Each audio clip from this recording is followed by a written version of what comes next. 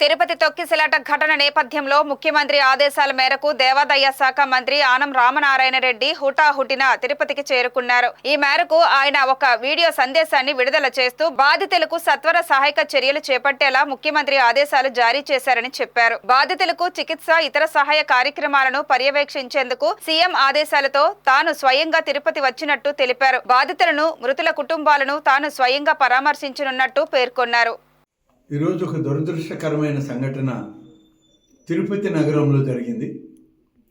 మరొక 24 గంటల్లో ప్రారంభం కాబోతున్నటువంటి ముక్కోటి ఏకాదశి ఉత్సవాలు శ్రీ వెంకటేశ్వర స్వామి సన్నిధిలో భక్తుల యొక్క తమ దర్శనార్థం ఎంతోమంది, లక్షలాది మంది ఇవాళ రేపు స్వామివారి దర్శనానికి తరలి రావడం జరుగుతుంది.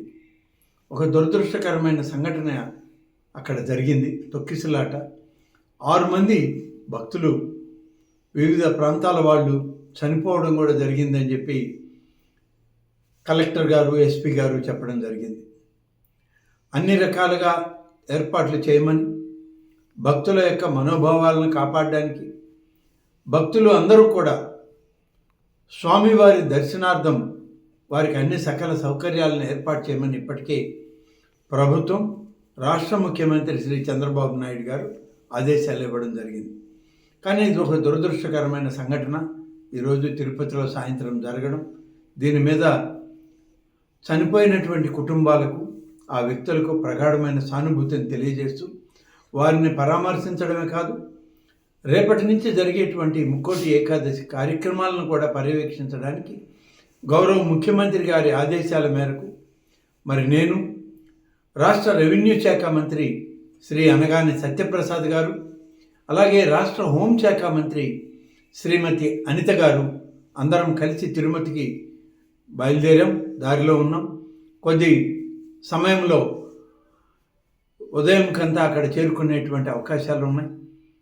అందరం కలిసి ముఖ్యమంత్రి ఆదేశాల మేరకు ఈ యొక్క కార్యక్రమాలని పూర్తిగా నిర్వహించడం జరుగుతుంది.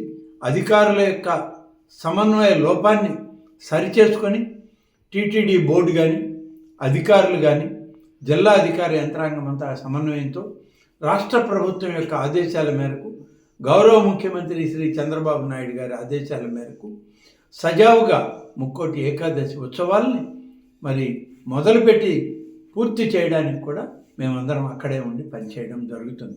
ఇప్పటికే ముఖ్యమంత్రి గారు ఆదేశాలు ఇచ్చారు. దాని మీదట మేము రేపు ఉదయానికంతా అక్కడికి చేరి అధికారులతో సమన్వయ కార్యక్రమాలను చేస్తూ ముఖ్యమంత్రి గారికి, రాష్ట్ర ప్రభుత్వానికి అన్ని కార్యక్రమాల యొక్క వివరాలను అందించడం జరుగుతుంది. ఇప్పుడే జిల్లా కలెక్టర్ గారితో, తిరుపతి జిల్లా ఎస్పీ గారితో మాట్లాడడం జరిగింది. తిరుమల తిరుపతి ఈవో గారు అయినటువంటి శ్యామలరావు గారితో కూడా మాట్లాడడం జరిగింది.